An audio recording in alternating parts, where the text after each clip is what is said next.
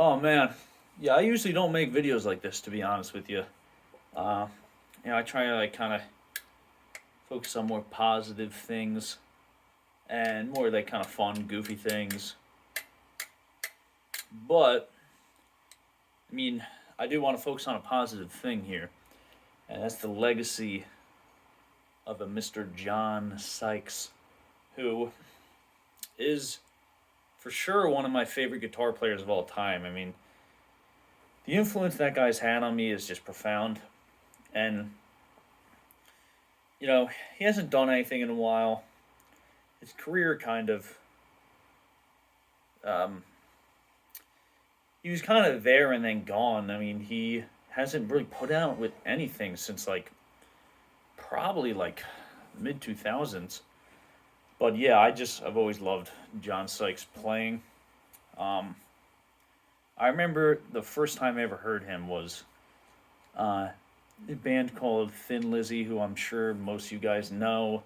Obviously, the boys are back in town, and then the Jailbreak album and Live and Dangerous, very iconic for hard rock and very influential towards um, metal and hard rock.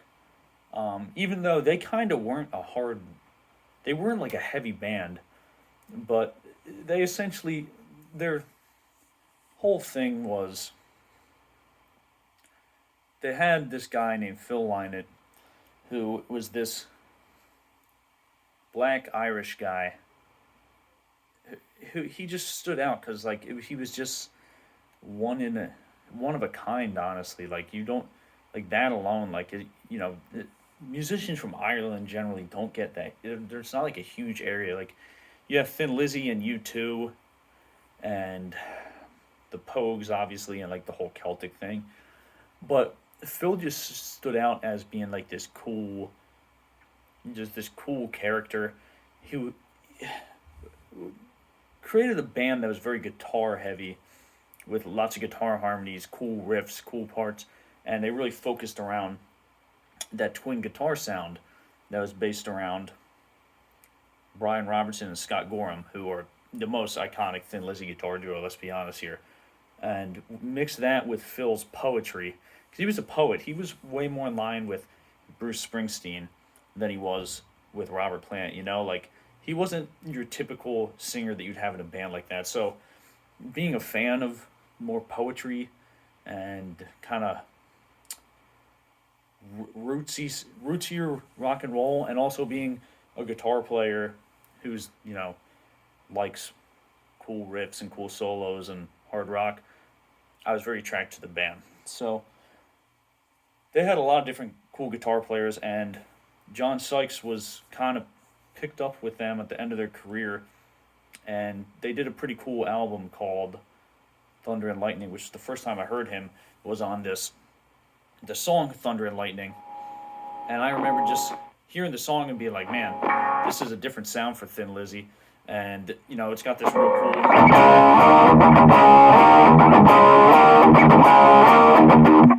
almost like this heavy metal riff, but he just comes in with the solo, man, and he just comes in.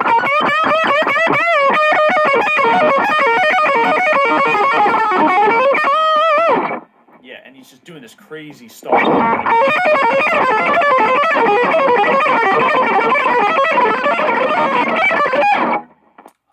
I never really learned it all the way through, so excuse me if it's a little sloppy. But I was like, who is this guy? That is not Brian Robertson. And I'm a huge Thin Lizzy fan. I got the Black Rose tattoo right here. But I was like, man, this guy is ridiculous. I look him up. He's this dude, good-looking fellow, long blonde hair. Looks kind of, I don't know, of the time, maybe, for the 80s. And I'm like, that's interesting. This guy's in Thin Lizzy. So I start to learn more about him, check out the album. One of my favorite solos ever is Cold Sweat. I'm not even going to attempt it for you, but it's this really fast-paced song. And it's cool. Like, he was just letting it rip. Like, that's what I loved about John Sykes is he just didn't hold back. He's like one of those guys. just very aggressive playing, like a lot of pinch harmonic, a lot of that. But he would do it like on the fifth fret, right, and just go also the craziest vibrato. Like like I said, he's super underrated. So you never hear about him when you talk about like the guys with great vibrato. But he had this killer. He was really good at making these solos and these slow ballads where he would just neck pick up on the Les Paul. Just,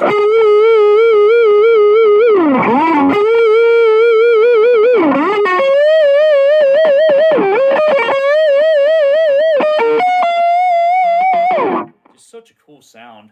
And like I said again, excuse me for the lackluster playing. I was not expecting to make this video. I was actually just listening in the car with Mikey earlier. We were driving to get food. We were drinking and having fun last night. We needed something to eat. We're both such huge Thin Lizzy fans. So I'm like, hey, check this out. This is a live album. You can't find it anywhere except YouTube now. Called One Night Only from the 90s. And John Sykes, he was so talented that he was able to not only fill in these guitar harmonies and lead parts that were required in that band, but he took on the vocal duties of Phil and paid great tribute to him. He sounded really good. Like he definitely captured Phil's vibe well. When he was in the band, you definitely heard that he was a very dominant figure. Like when John Sykes is in the band, John Sykes is in the band. So that might have not been why they stuck with it forever, but I remember seeing him. He's one of the guys that made me so interested in the Les Paul, because you would always see, Slash, Jimmy Page, who else, early Clapton. I'm forgetting some big ones. But then you see these guys like John Sykes, and you're like, damn, man, he is ripping on the Les Paul. Like, the Les Paul isn't just for blues. Like, if you can really dig in on the Les Paul, you get some cool sounds.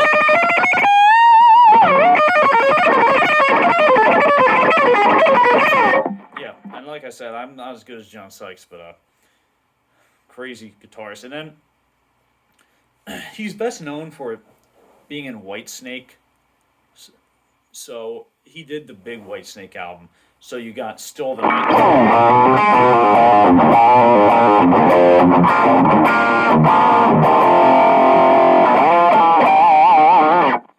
And he's a great player on this album. That is definitely like his work he's I would say kind of most essential to hear him do that. It was a really popular album and kind of put Whitesnake, made them a more popular band. And he wrote a lot of the songs.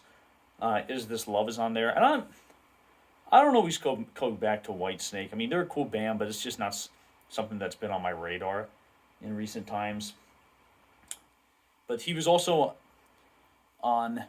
he made his own band called Blue Murder, where he first started singing. And just really good writing. His vocals are incredible on it, and his playing is just otherworldly. Like, he really just... no one knows Blue Murder, but the playing on it, man, is just like, for hard rock and metal, like, I would say he's an essential guy to listen to. Like, if you haven't heard John Sykes, man, check out the Thin Lizzy album, check out the live Thin Lizzy stuff, check out Blue Murder. He's got a handful of really good solo albums. Obviously, the Whitesnake one, like I said, if you're into that. And yeah, I'm just really sad he passed away, because like, one of those guys that like never got their due. And I hate to call people underrated, because like whenever you talk about John Sykes, that's all anybody ever talked about, is like he's underrated. But you never hear people like analyzing his playing or his tone, and he was just really special.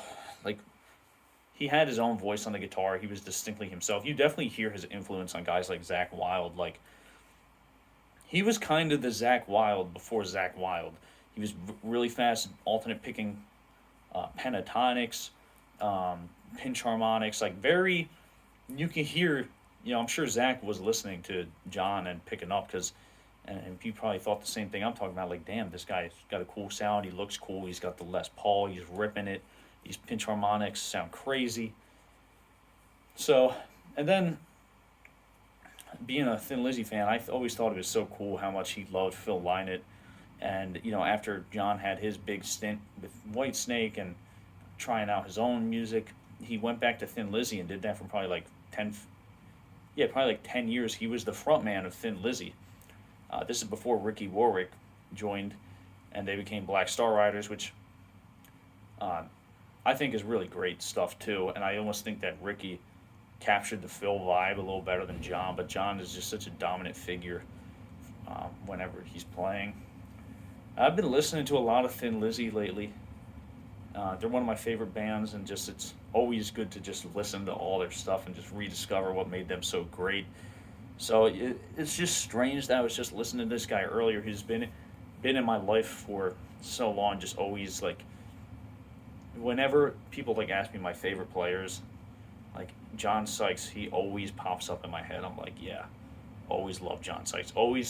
I've always tried to imitate him. I've always tried to,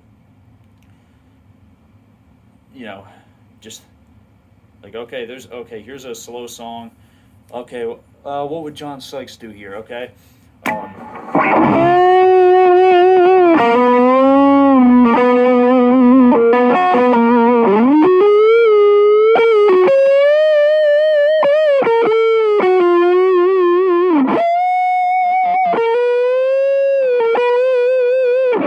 that's in the song "Turn Around," which is from my band Cruiser. I'll link it below. But that's solo. Like if you listen to it, you might think like, okay, this is kind of like a Slash kind of sound, but no. Like I was like thinking like John Sykes. That's what I'm going for. So, if anything, he left behind just a really cool legacy with a lot of music to dig into. If you're a player, he's got a lot of cool stuff to learn from him. Just try and learn his stuff, man. Like you will, it's hard, but you'll get a lot out of it. And he was like a kind of more of like a just balls to the wall, like fast but not technical. I always talk about that. Like there's some guys where they rip, but it's not technical, man. They're just going for the throat. They're just playing dirty rock and roll. So yeah, also check out. He's got an album called Bad Boy Live where he takes all the Thin Lizzy stuff, Whitesnake, Blue Murder, solo stuff, and just does it in a live set. So that's a really good way to kind of get familiarized with him, is to just check out that album. He sings and he's the only guitar player on it. He did a song with Phil Lynott called Please Don't Leave Me, which is an amazing song. Really good guitar. Yeah. So, yeah, I'll miss the guy. Just a shame. Too young, man. I don't know how old he was. He couldn't have been much older than 60, though. Yeah, check out his work. And, yeah, just pay tribute to a legend just gone too soon, man. Rest in peace, John Sykes.